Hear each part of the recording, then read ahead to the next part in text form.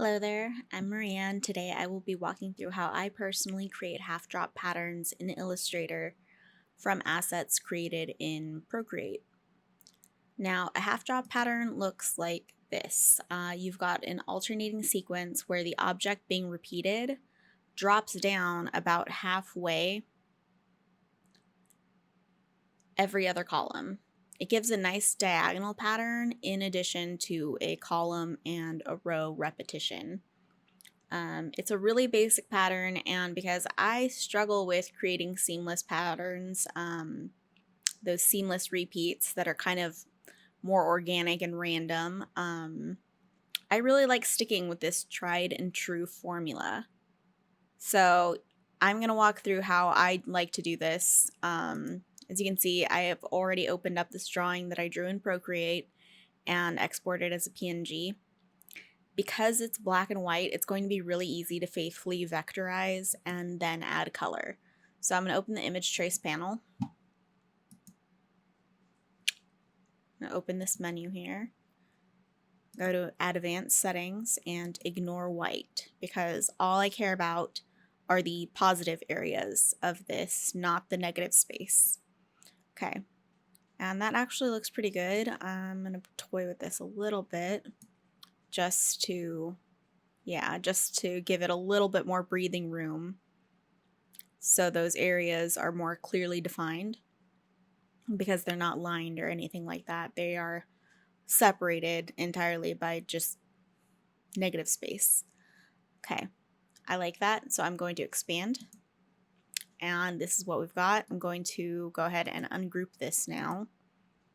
So we've got our individual pieces here that we can go ahead and start to color. Because I opened a PNG, I don't have any colors in my swatches panel, so I'm going to go into my my user-defined palettes. These are the palettes that I've created over time, and I'm going to stick with one of these, I think.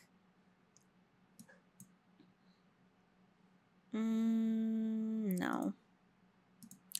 I'm probably going to speed this up because it's not super important that you watch what I do through this. It's just coloring. Okay, I like these colors. I'm going to add them to my swatches panel by clicking the folder. And I'm going to go ahead and start coloring.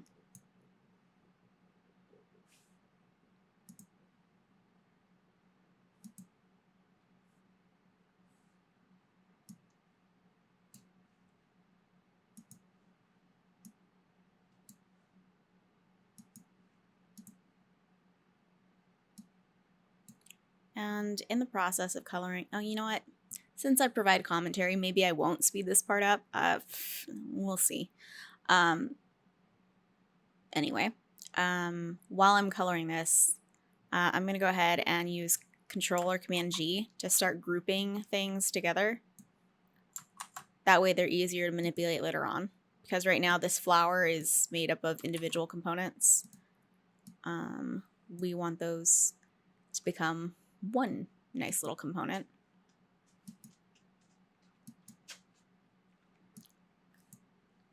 Oh, and I forgot to group it.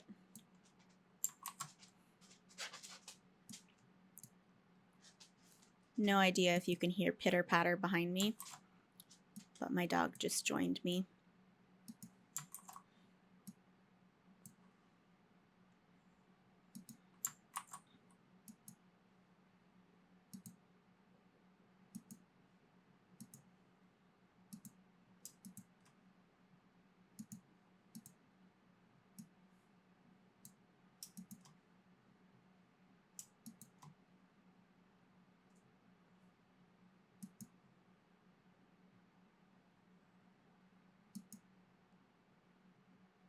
Hmm.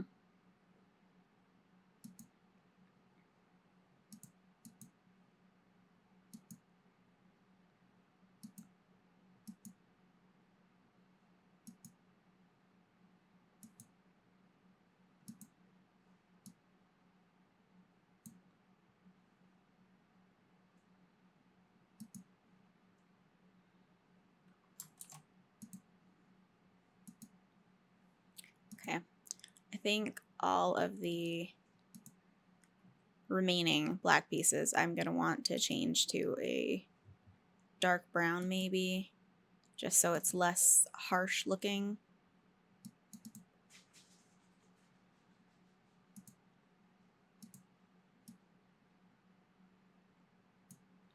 There we go.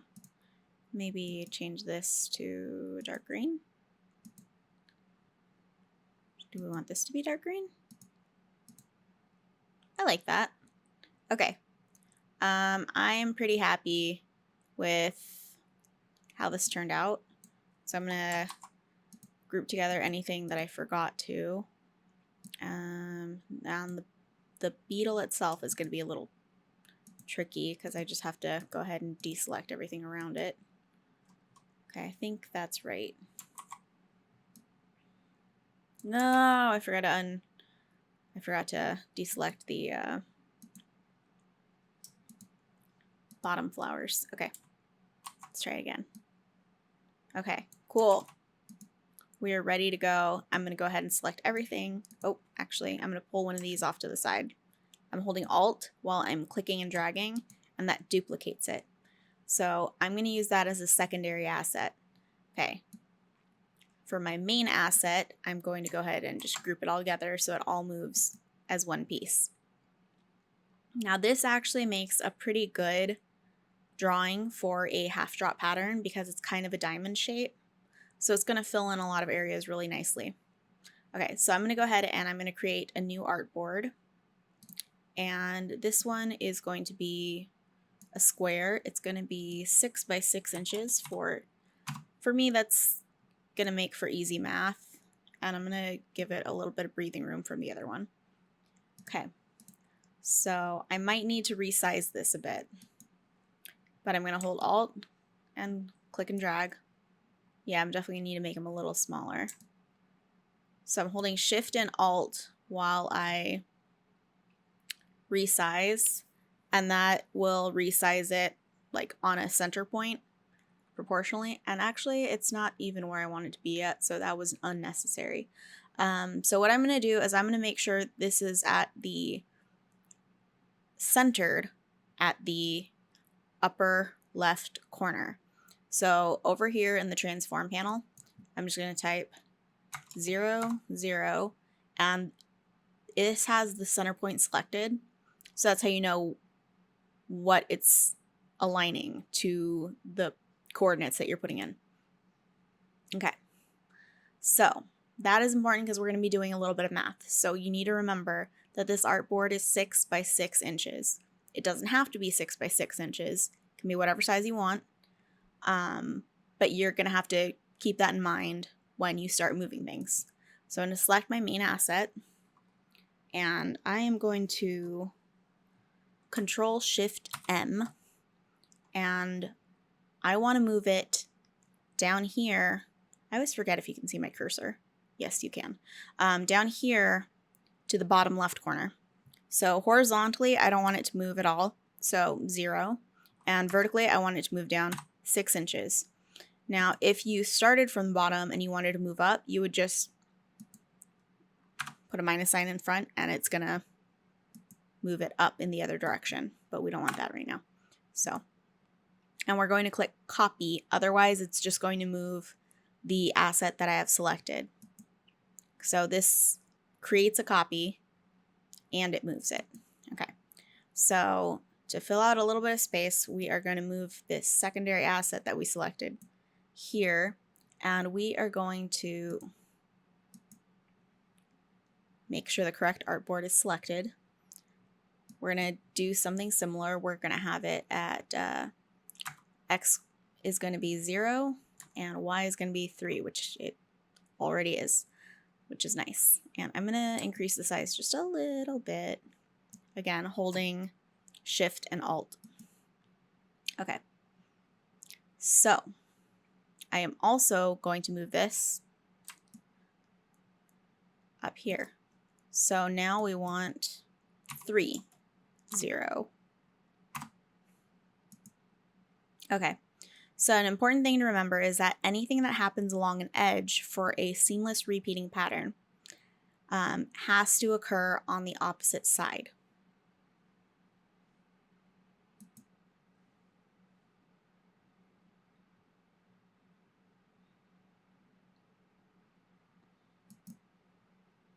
Okay, so we are going to select everything along this edge, along this left edge, Control Shift M, and we're going to move it horizontally 6 inches, vertically 0 inches, and we're going to create a copy. Okay. Ooh, they are still too big. Okay, what we're going to do then to remedy this is we are going to select all of them. We're going to open our transform panel and we're going to transform each. Okay, so I think, let's see if 90% does it. 90%, 90%. And that's all right. Let's try 85 to see if it looks a little better. Okay. Yeah, I'm good with that. So click OK, and we are ready to move forward. Okay, so everything that happens on one edge has to happen on the other. So we're going to take our asset up here, our secondary asset, Control Shift M, and we are going to move it 0 inches horizontally, 6 inches vertically, and copy. Okay, now we're going to take our primary asset, and we are going to open up that panel again, Control Shift M, and we're going to move it to the very center. So we want this, because it's a half drop pattern, it needs to be positioned halfway over and halfway down. So we want it to move 3 inches horizontally and 3 inches vertically, because that's the halfway point of a 6 by 6 inch artboard. And we're going to click copy. Okay, and I am going to resize this guy. Because he is not along an edge, I can actually manipulate him without worrying about how it's going to affect the repeat, because he's going to be floating around in the middle. So I'm going to hold Shift and Alt, and then click and drag this down. And yeah, I'm liking how that looks. Okay. Now that last step was not necessary. You don't have to do that. It just depends on what assets you have to work with. For this particular case, I think it looks a little bit better. There's more breathing room here. And I think the different sizes creates a little bit of visual interest. So, you know, that's just my thought process behind why I resized this guy in the middle. If you wanted to, you could also transform each to leave that guy in the middle, leave him as the big guy, and then you can transform each of these 4, and you could have made them smaller.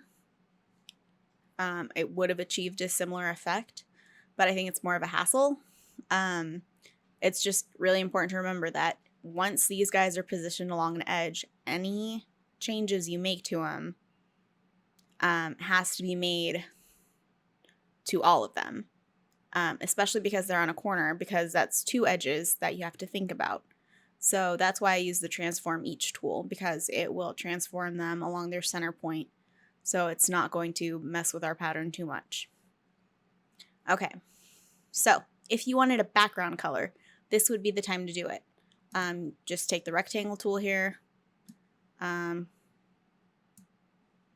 Make sure it's 6 by 6 inches. Actually, I kind of recommend doing it a little bit bigger than your artboard, because sometimes you get weird little seams. And we want that centered. For some reason, oh, that did not. Oh, because I have this linked. Huh. Okay. Okay. And I'm going to hold Control Shift and left bracket. Send that to the back. It's not a great color. Go with that one. Actually, no. No. No. Okay, let's go back to this one. I like neutral background colors. Personally, I prefer not to have a background color on patterns that I'm creating this way. Just because for me it feels easiest to have a separate layer for the background color underneath a pattern. There are ways to manipulate the colors in a pattern that you create in Illustrator, as long as you're still in Illustrator. There are ways to change the colors of a pattern, but I think it's a little bit of a hassle. So it's easiest for me to just not include a background color at all and just have this be sort of a transparent pattern. Okay. That being said, there is a tricky little step here that's coming next that looks exactly like what I just did. The difference is that we want our rectangle to have no fill and no stroke. Okay. So if you've seen other tutorials on how to create seamless repeating patterns, you know that it's important that you create a sort of bounding layer. So what you have to do is you have to create a rectangle the size of the artboard, perfectly aligned to the artboard, and you have to send that underneath all of your artwork. So it has to be on the very bottom layer, and it has to be an empty rectangle or an empty square. So no stroke, no fill. For some reason, when I do this, if I create a rectangle and then remove the stroke and fill, it often does not work. So make sure that your stroke and fill are deselected before you create your rectangle. Then you just go ahead and you make it. And that's not exactly right. So again, 6 inches by 6 inches. And we're going to align it centered so that it's perfectly aligned to the artboard. Now, we're going to select everything, and then we're going to click and drag it to our swatches panel. Oh! It didn't like that. It's not telling me why, though.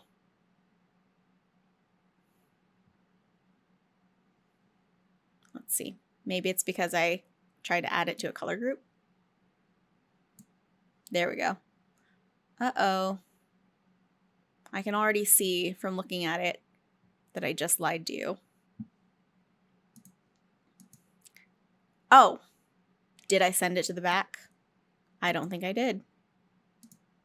No, I didn't. Oh, dummy. Dummy, dummy, dummy.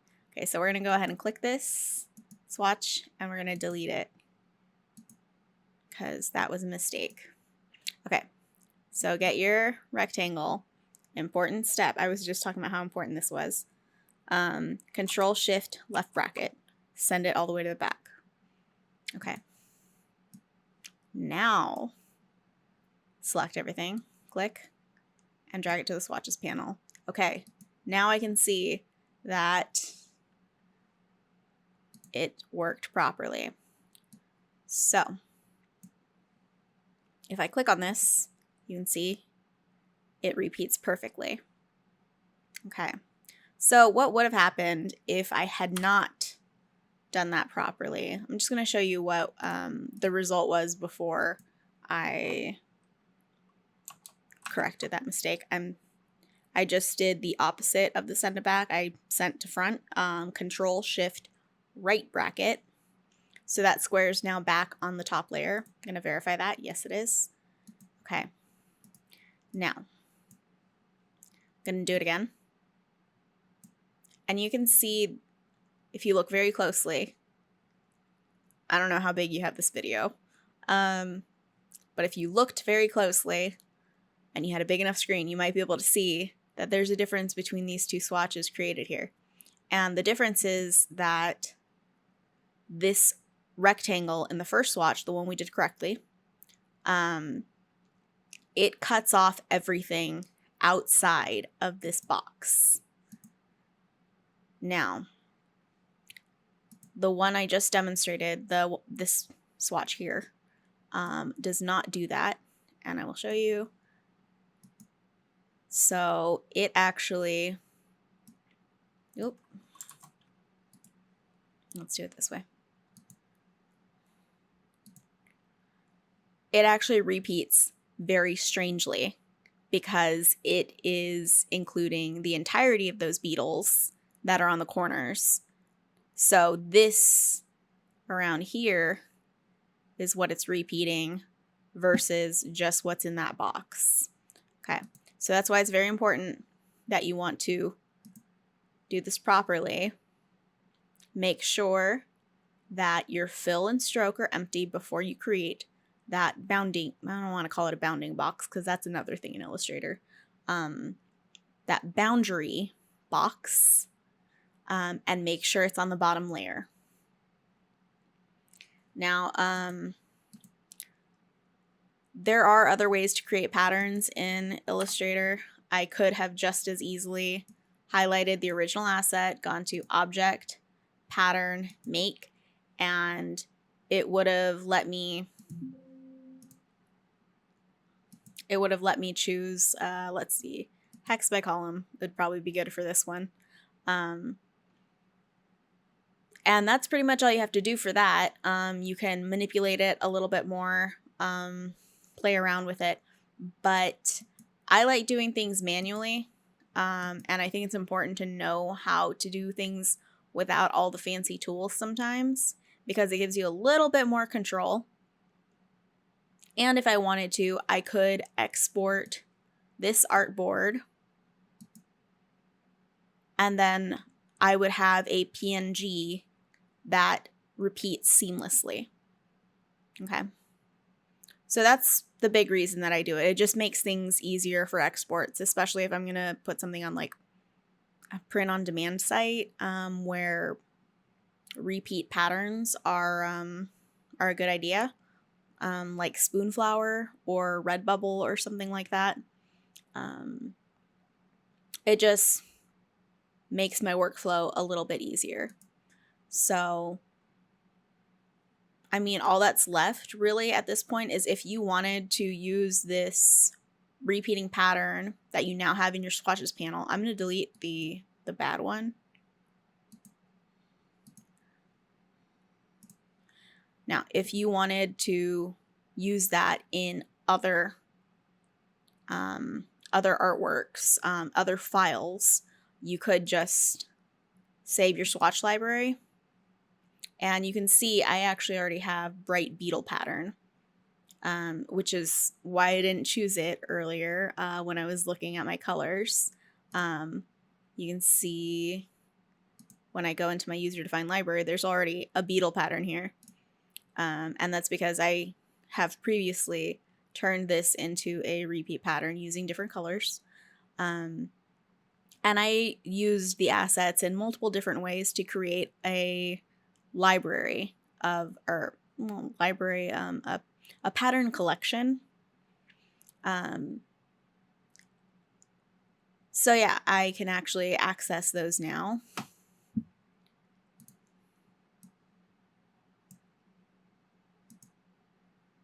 And show you what I've created in the past. And there, that's my proof that I'm not good at those random patterns. So I hope this helped. I hope it clarified some things and didn't make things overly complicated.